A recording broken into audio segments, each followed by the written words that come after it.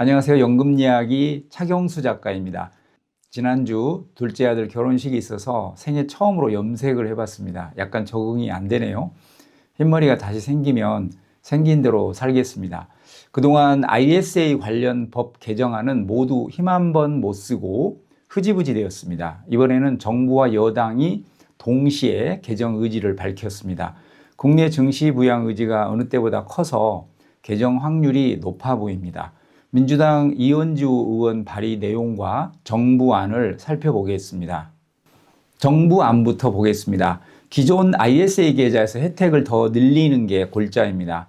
정부의 정책 방향은 기존 비과세 한도를 늘리고 비과세 한도 초과분에 대한 9.9% 분리과세율을 낮춘다는 내용 외에 구체적인 내용이 없습니다. 한도를 얼마로 확대할지, 비과세 한도를 얼마나 늘릴지, 비과세 한도 초과분에 대한 분리과세 세율을 현행 9.9%에서 얼마나 낮출지 이번 정부의 2026년 경제 성장 전략 안에는 없습니다. 지난번 개정안에는 비과세 한도 500만 원, 납부 한도 2억 같은 수치들이 구체적으로 들어 있었지만 이번 정부안에는 그런 수치는 없습니다. 세부 작업을 하고 있는 것 같습니다. 특이한 건 청년들에게 특별한 혜택을 주는 청년형 ISA 계좌를 신설한다는 겁니다.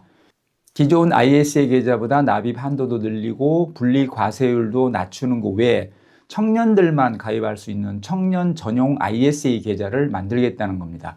이 역시 세부적인 수치는 없습니다. 34세 이하 앤드 총급여 7,500만 원 이하만 가입할 수 있다고 되어 있네요.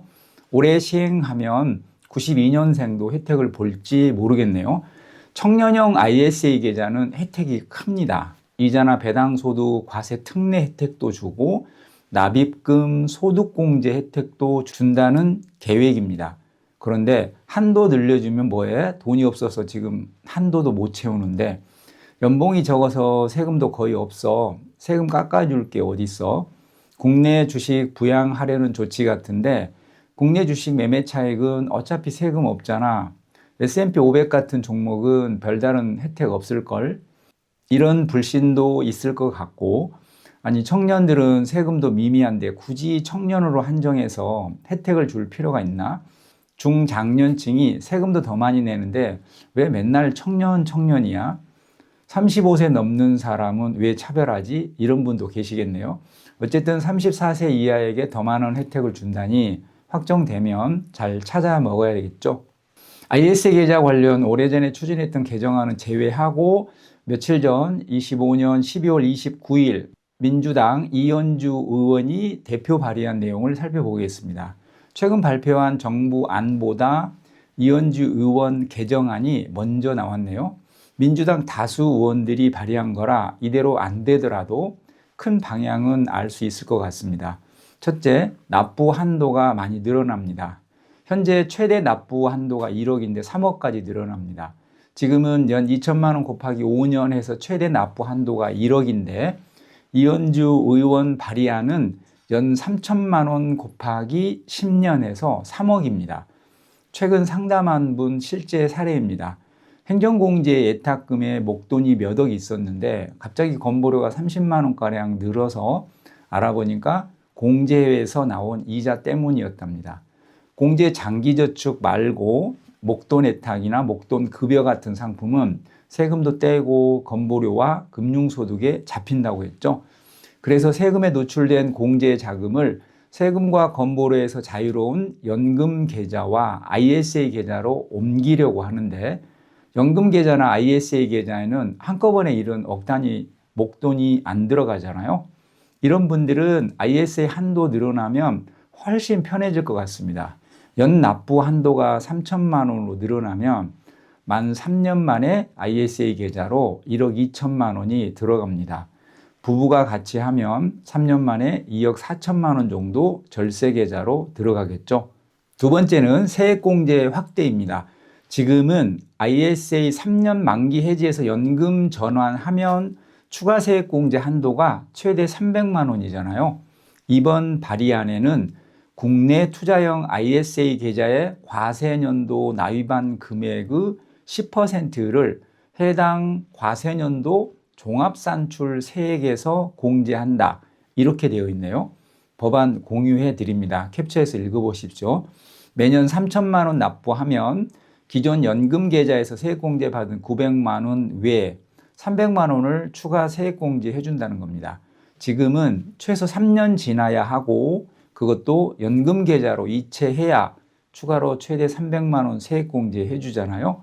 그런데 이 조항만 보면 과세년도 납입한 금액의 10%라고 명기되어 있습니다. 이렇게 개정된다면 매년 세액공제를 받을 수 있겠네요. 파격적입니다. 물론 이렇게 확정될지도 모르고 시행령에서 어떻게 구체화될지 모르지만 개정안 91조의 27 1항 문구만 놓고 보면 매년 최대 300만 원 추가 세액공제라고 이해가 됩니다. 그런데 91조 28을 보면 소득공제도 해주는 거로 되어 있습니다. 발의 내용이니 캡처해서 보십시오. 읽다 보면 앞에 읽었던 게 생각나지 않아서 밑줄 그어가면서 몇 번을 읽어야 합니다. 국어인데 왜 이리 어렵게 만들었는지 모르겠습니다. 여러분 이해가 한 번에 되시나요? 아까 세액공제는 국내 투자형 ISA 계좌에 납부한 금액의 10%라고 했죠. 납부만 하면 해준다는 겁니다. 그런데 소득공제는 ISA에서 국내 집합투자증권에 투자할 경우입니다. 그리고 소득공제는 한시적 혜택인 것 같습니다. 법안을 보시면 2029년 12월 31일까지라고 되어 있죠.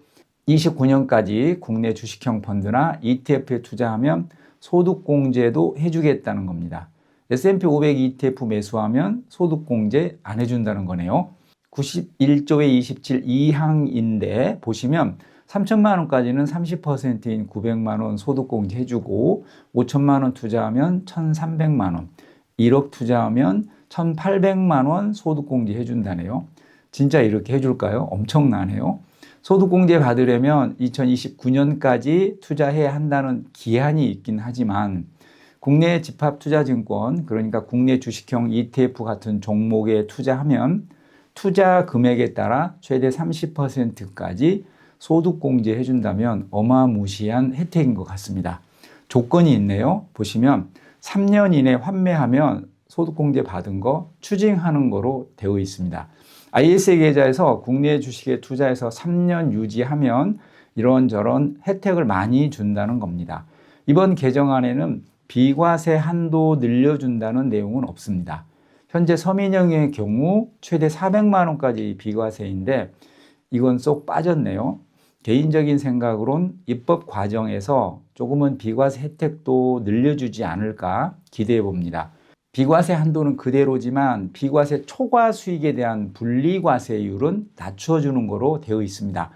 제91조의 26 보면 비과세 한도 초과 수익에 대해서는 기존에는 9% 분리과세였으나 5%로 줄어듭니다. 이것도 꽤 큰 메리트네요.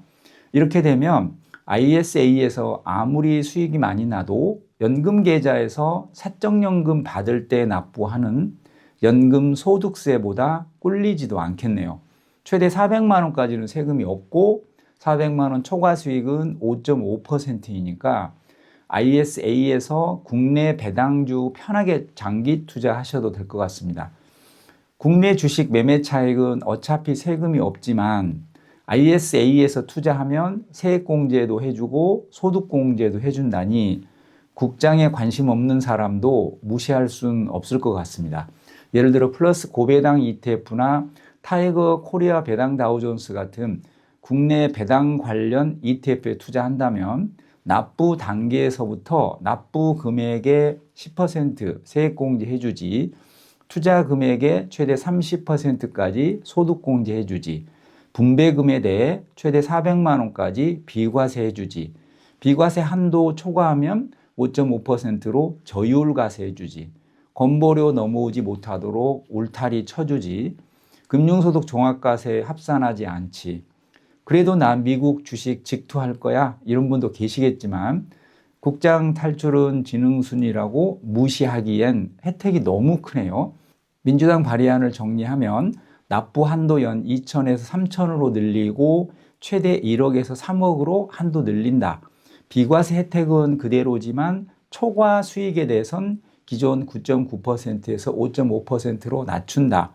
국내 투자형 ISA 계좌에 납부만 해도 납부한 해 납부 금액의 10%를 세액공제해 준다. 국내 집합투자증권에 투자하면 투자 금액의 최대 30%까지 소득공제해 준다. 다만 3년 안에 팔면 다시 세금 추징한다. 여기까지가 이현주 의원 대표 발의 법안 핵심 내용이고, 정부안은 구체적인 수치는 아직 없지만 청년형 ISA 계좌 신설해서 많은 세금 혜택 주겠다. 기존 ISA보다 세제 혜택을 대폭 확대하겠다 정도의 방향만 잡았습니다. 그나저나 사적연금 1,500만 원 인출 한도 제한 같은 이상한 제도는 언제나 손볼지 모르겠습니다. 계좌별로 수령 한도가 있어서 많이 찾지도 못하는데 일찍부터 연금 준비해서 수억이 적립되어도 1년에 세전 1,500만 원 이하로 찾으라니 어떤 사람 머리인지 알 수가 없습니다. 이현주 의원님, 혹시 이 방송 보시면 사적연금 1,500만 원 수령 한도 폐지해 주세요. 이미 계좌별 수령 한도가 있어서 많이 못 뺍니다. 이중 허들 전혀 필요 없습니다. 퇴직금이나 연금 계좌에 세액공제 받지 않은 자금은 사적연금 1,500에 포함 안 되는 거 아시죠? 세액공제 받은 원금과 연금 계좌의 수익만 사적연금 1,500만 원에 합산합니다. ISA에서 연금 계좌로 넘어가는 대부분 자금은 1,500에 포함되지 않습니다. 이거 폐지할 때까지 제가 계속 떠들고 다닐 거니까 1,500만 원 걱정하지 말고 운용 잘해서 수익 많이 내는데 집중하십시오. ISA 계좌 가입자가 720만 명 넘었습니다. 당장은 여유가 없어서 필요 없어 보여도 중개형으로 개설부터 해 놓으십시오. 언젠가는 큰 도움이 될 수도 있습니다. 이제 0.1%라도 예적금 이자 많이 주는 곳만 찾지 마시고 ISA 계좌에서 운용하십시오. ISA에서 S&P 500 같은 국내 상장 미국 ETF 투자하면 아무런 혜택이 없는 거 아니야? 입법 취지가 국내 주식 투자 유인책인 건 맞지만 국내 상장 해외 ETF에 투자해도 일부 혜택은 주어질 거라 생각합니다. 적어도 지금보다 후퇴하지 않기 때문에 ISA 계좌는 여전히 국내 상장 해외 ETF 투자용으로도 아주 좋은 도구입니다. 기존 ISA 계좌 보유자가 당초 계획보다 먼저 만기 해지해야 할 이유는 없어 보입니다. 23년 ISA 계좌 만기를 5년에서 3년으로 당길 때도 기존 계좌도 그대로 적용해 줬습니다. 법 개정해서 다음 날부터 시행하는 건 아니니까 시행령까지 확정된 후 대응하시면 될 것 같습니다. 그때 다시 영상 업로드 해드리겠습니다. 다음에는 ISA 계좌에서 ELS 투자하시는 분들을 위해 ELS에 대한 정보로 찾아뵙겠습니다. 연금 이야기 차경수 작가였습니다. 멀리 가지 마시고 구독 눌러놓고 기다리십시오. 감사합니다.